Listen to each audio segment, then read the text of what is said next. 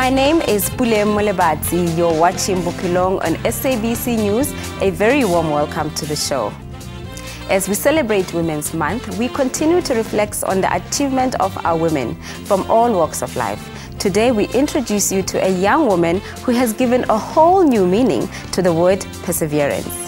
After losing her mother last year, she had to head a household and take on the role of a wage earner for herself and her cousin. She does all of this and still remain a top learner in her class. Let's meet the 17-year-old matriculant Tisetso Mashilwani from Muletsani High School in Soweto. The thing that actually keeps me intact is the fact that my mom knew my dreams, my mom knew my goals. She knew that I had a vision. And for me to actually forget what I told her, to actually forget my aspirations and focus on, I don't have parents and everything, I run a household and everything, like that would be very unfair on her because I promised.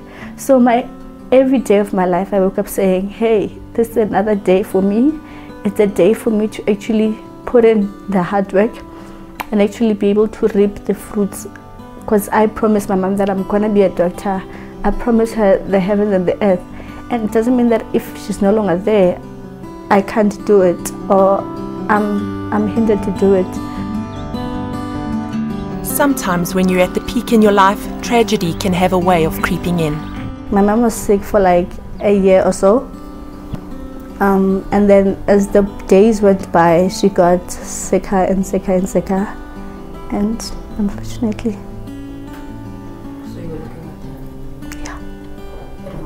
Yeah, my granny as well.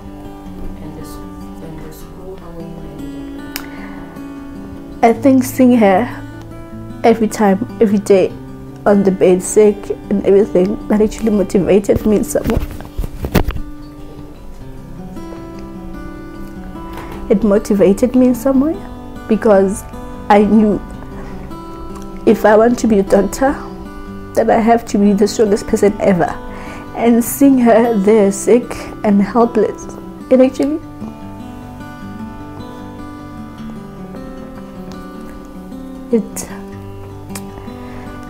it kept me stronger in some way. But I knew that it was eventually gonna happen. But I didn't think it would get to a point where, like, you know, I knew it was gonna happen. But I don't know how I expected it to happen, because I don't think like I was being realistic in saying that she was gonna die and I'm never gonna see her again. Tisetso lived up to the promise she had made her mother last year that she'd make the list of girls who were selected to represent her country in Australia. I was so happy, like everything was it just happened too fast, because it was an interview, and then we got to be told the results the second day, the following day.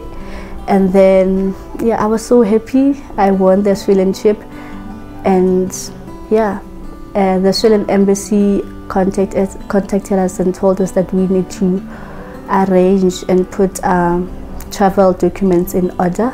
And unfortunately, I had my best, I had my ID and everything, but because I was still under 18, I'm still a minor, I needed my parent to sign certain documents from getting a passport.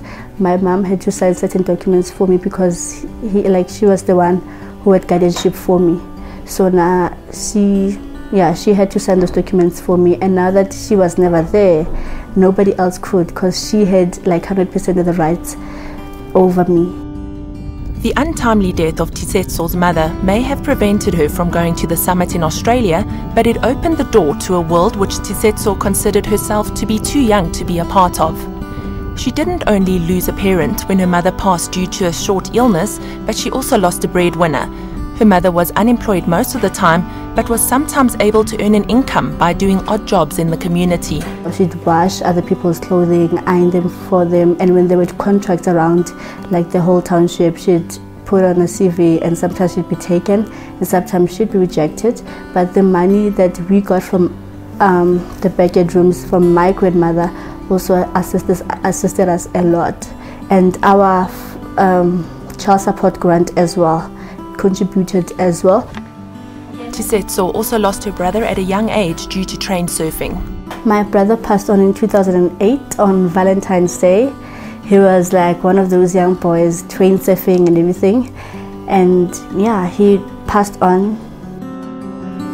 Tisetso was able to get a child support grant, which helps her with her daily expenses, but she still needs extra financial support to cover her extramural activities at school, so she joined the vegetable garden that the school had started. Seeing her mother struggle daily to provide for her, she was motivated to work hard to improve her living conditions. She volunteered at the school's food garden and sold some of the vegetables to earn an extra income. Some of the vegetables we also take them, but we make sure that the people who are actually the people who we want to benefit from the food garden are actually the ones who benefit from it, because really we are the leaders, as you know. And we're supposed to put, that's how Mr. Mashini taught us, we're supposed to put everyone else's needs first, and we get to follow. The school runs a small vegetable garden which helps to supplement the food that the soup kitchen serves to the students who can't afford 3 meals a day. Tisetso may have lost a parent, but she has gained a few role models who continue to encourage her to be the best version of herself. After the break, we meet a man who's not only a positive role model to her, but has given her the tools she needs to take on the challenges that life presents.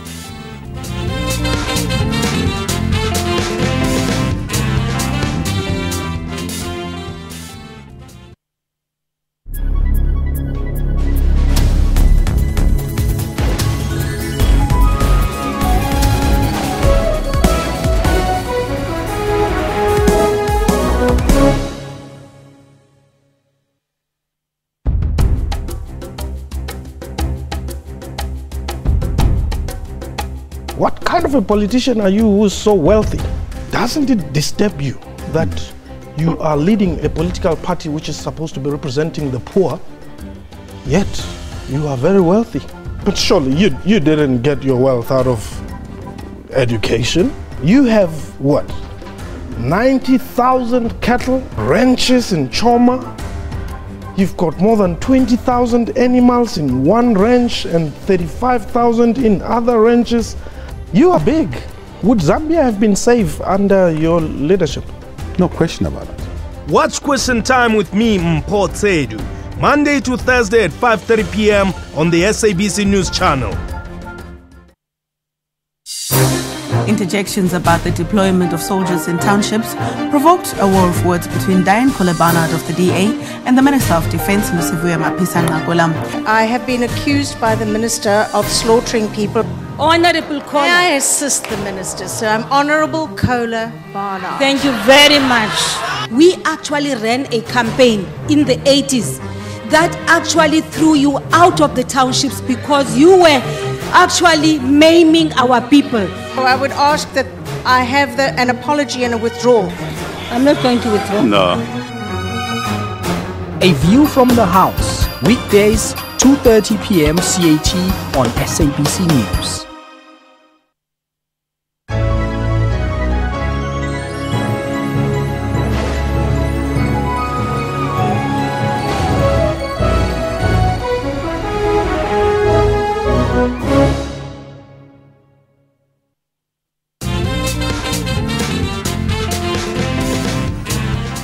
Welcome back. You're still watching Bophelong right here on SABC News Channel 404. We continue with the story of Tisetso, who is a real inspiration even to her peers. Tisetso told Team Bophelong that the support structure that she received from the school has given her the strength to take on the new challenges. Her teacher, Mr. Elliot Mashinini, has played a vital role in her life. Let's have a look. The past 10 years, it would seem that education has become more integrated. Learners are encouraged to practice what they learn in school in their daily lives so that they're able to gain a better understanding of what they're taught.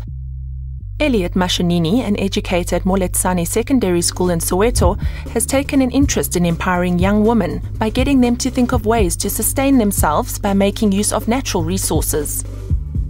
I wanted to make a difference. Making difference to me is very much important because you touch different lives. So being a teacher, I think you are in the right position to can do that.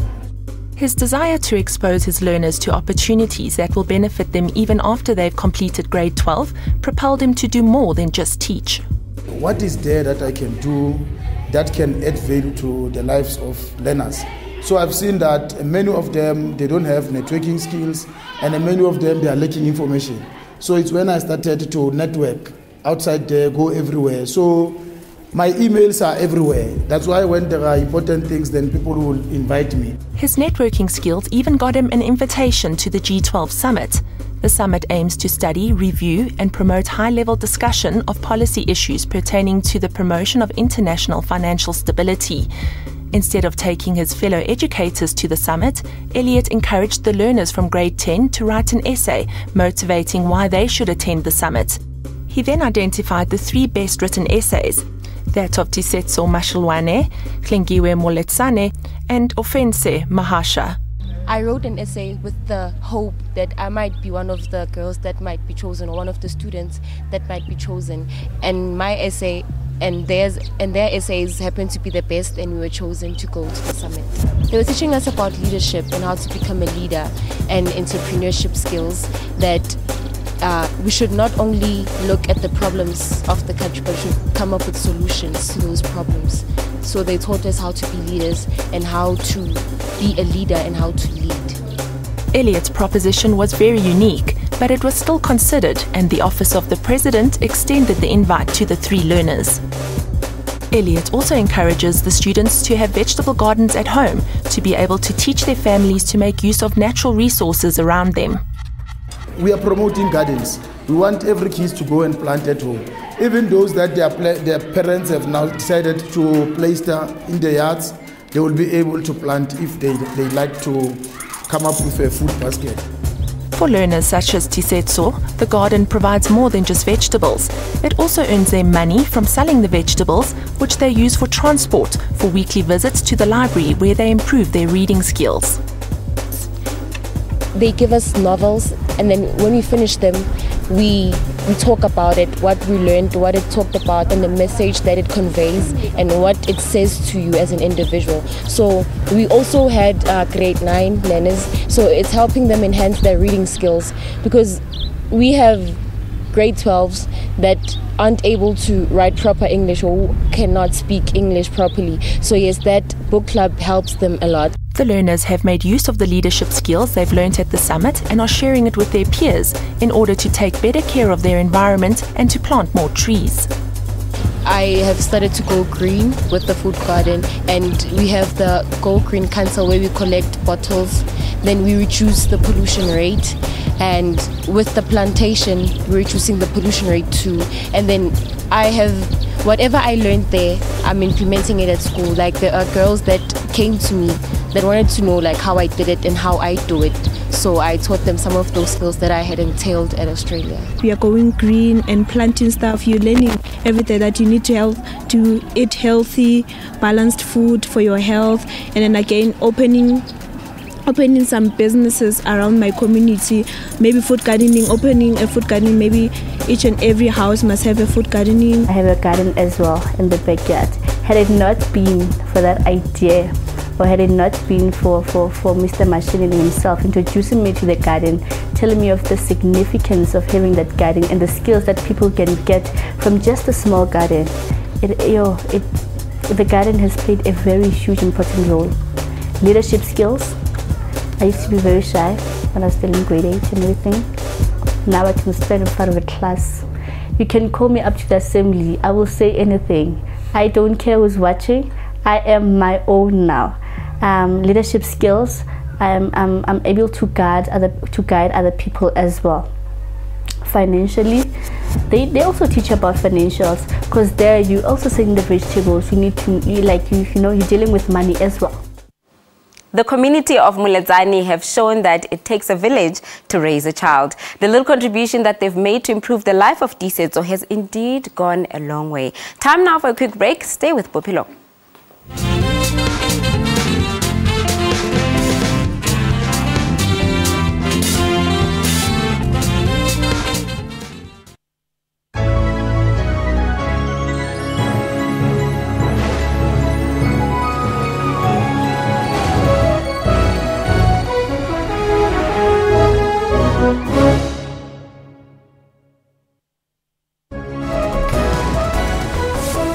exams monitoring body Malusi is withholding the results from 69 exam centres where group copying is suspected.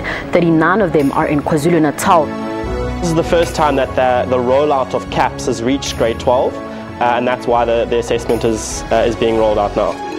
A slight recovery is expected this year with improving labour relations and gradually stronger exports.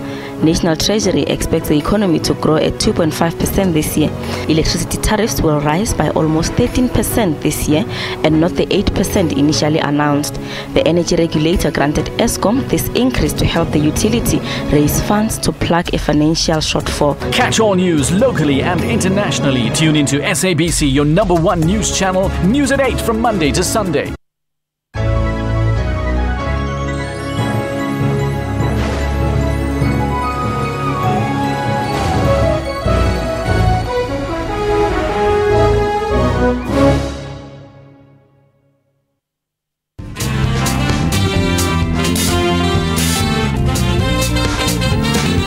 Welcome back to Bophelong, a place of hope.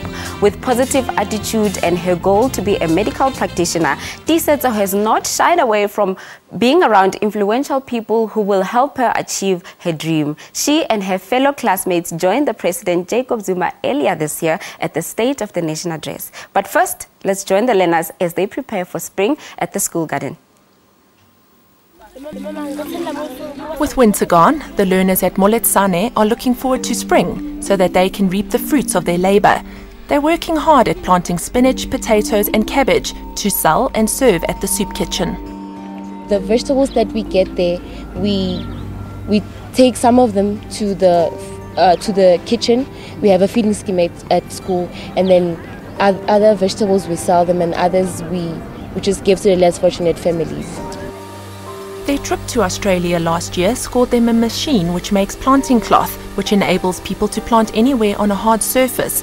Learners and members of the community now come to the school to buy this cloth. Those machines you can plant anywhere, even in the desert or in the mine dams, you can make them green. So it was part of what we are doing. Then they came here, we presented to them, they were impressed. So they brought the machines here. So now we are producing planter. So the only thing that we are lacking now is to get contractors. The planter is a cloth which can hold compost. This allows people to plant gardens or vegetables anywhere, even if they don't have a conventional garden at home. Along with the community, Elliot helps to look after the machines to prevent them from being stolen. We have given government some few example, and they have planted in one mine. So, but they just want to study further, and then from there, maybe who knows, we will be the first food garden at a school level to have contractors and also supplying for the government to cleaning these mines, because along the mines, that is a huge space that can be used to plant crops so the people can eat. After lunch, we sat down with Tisetso, Hlengiwe and Ofense to chat about their experience at the State of the Nation address, which they also attended earlier this year. It was very important for me to attend the State of the Nation address so that I can learn more about what's happening in Parliament, what are the people talking about in Parliament, and the things that the President addresses specifically to the youngsters about the unemployment rate, the education, the RDP houses, and the issues concerning the South African residents. So that was very important for me as a young person. I learned a lot of things. You know, I've always been this person who says, yeah, you know, within the government, it's like more men than women and everything. And I want to be part of the government at some point in my life. And when I got there, like I wasn't delighted to see anyone. I was delighted to see women within the parliament. It was a beautiful moment for me. And to actually be in the same room with the president, with some of the giants, like people are really educated, people are actually making it. It was a beautiful thing for me. It actually got me to actually introspect myself and say, you know what, you can actually do it. People, here are the people, you see them yourself, you share the stories yourself, and you can do it as well. For Tisetso, it's another achievement she hopes will open doors for her to get a bursary to study medicine when she completes matric this year. Her history teacher, Elliot Mashinini, is positive that with all her skills and knowledge she's gained, she will achieve what she wishes for. She's one girl who's very committed, dedicated, passionate about her work school, but also she's focused in this other training that she's been given by our partners that is adding value to her life. And also in terms of partnership, whoever networks connection that we give her, she keeps her focus there, because not so long we took them to Women's Mining Summit, whereby they were amongst all those women who are in the C-suite, women who managed to break the ceiling. So all of them, they managed to get a mentor, because every successful woman, when you ask them how they managed to be successful, it's because of mentors.